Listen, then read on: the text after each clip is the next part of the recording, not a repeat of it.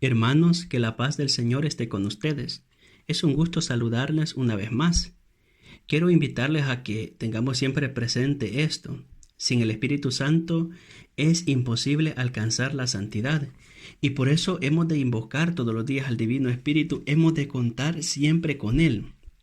Señor, danos tu Divino Espíritu para avanzar en el camino de la salvación. Danos la gracia de que la meditación de la palabra de Dios nos ayude a santificarnos cada vez más. Por Cristo nuestro Señor. Amén. El Evangelio de hoy está tomado de San Lucas capítulo 6, versículos del 12 al 19. Jesús subió al monte a orar. Los antiguos tenían por costumbre orar en las partes altas, ya que se consideraba que entre más alto, entre más arriba se estaba, mayor contacto se tenía con la divinidad.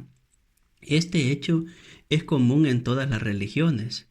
Jesús, que es el Hijo del Padre, que es el Hijo de Dios, en principio no necesitaba subir a un monte, pero sabe que lo que vendrá a continuación es grande y hace una acción que para los suyos será muy importante, muy catequética, una enseñanza grande para sus discípulos y luego apóstoles, es decir, para que los discípulos, al ver al Maestro que sube a orar toda la noche y al bajar le llama a ser sus apóstoles, ellos verían en Jesús que la decisión que ha tomado es fruto del encuentro con la divinidad.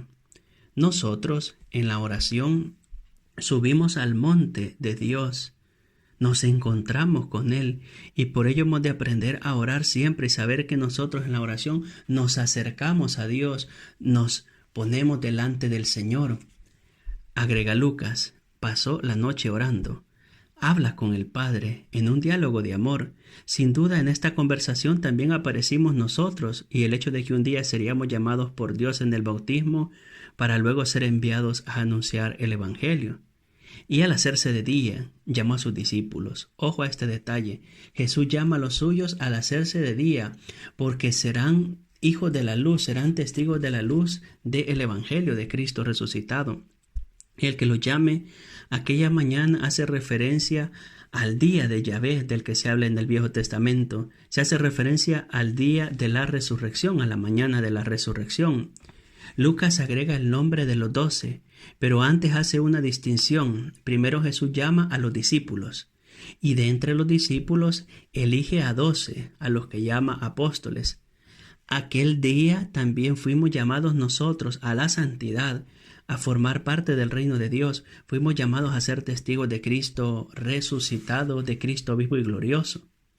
Hemos de sentir alegría, pues el Señor pensó en nosotros. Lo habló con el Padre Celestial y nos llamó a servirle. Nosotros somos discípulos del Señor. Y hoy, como aquella mañana, hemos de tener plena conciencia de que el Señor sigue llamando más discípulos. Y de entre los discípulos llama a apóstoles, que son a los que nosotros llamamos pastores y por los cuales hemos de orar siempre para que ellos, unidos a Cristo buen pastor, puedan guiar a los demás discípulos por el camino del Evangelio.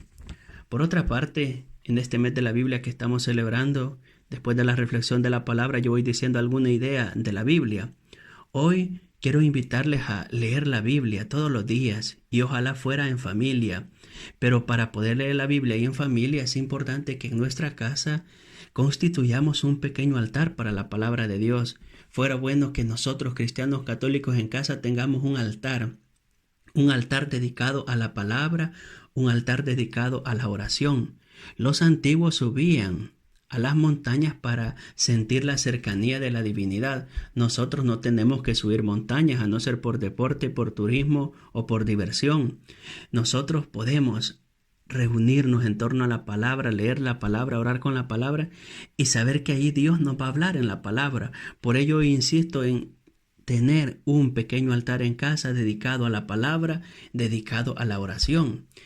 Y sin olvidar lo siguiente, que este altar físico, este altar material donde ponemos la palabra, es signo del altar de nuestro corazón, donde tenemos que recibir la palabra. Pidamos pues al Señor que nos conceda la gracia de que meditando la palabra, ojalá primero Dios la podamos hacer en familia, lo podamos hacer en familia, que meditando esta palabra cada día avancemos en el camino de la santidad. Alabado sea Jesucristo, con María por siempre sea alabado. Y la bendición de Dios Todopoderoso, Padre, Hijo y Espíritu Santo, descienda sobre ustedes y les acompañe siempre. Amén. Santa María, ruega por nosotros.